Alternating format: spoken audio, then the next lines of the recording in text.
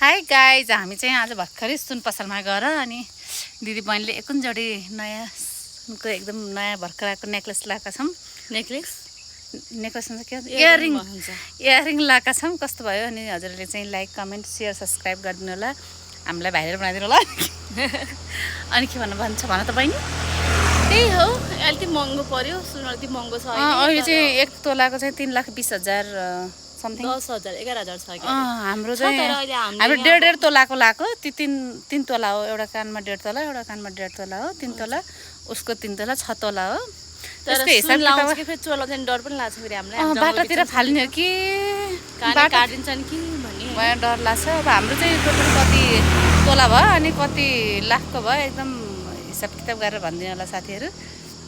High, तपाईँहरूलाई पनि यस्तै इयरिङको डिजाइन मनपर्छ भने हामीलाई सम्पर्क राख्नु होला। सम्पर्क नम्बर 000 छ हो। एउटा उसको 6 लाख मात्रै एउटा इयरिङको है त। एउटा इयरिङको 6 लाख कहाँ पाइयो? मतलब एउटा सेटको के 6 लाख होइन र? होइन, बढी पर्यो। हाम्रो चाहिँ 3 तोलाको कहाँ 6 लाखमा पाइन्छ त? त्यसो भए त 90 ल तपाईँ 10 लाखको हिसाब राख्नुहोस्। एउटा सेटको 10 लाखको हिसाब राख्नुहोस् है।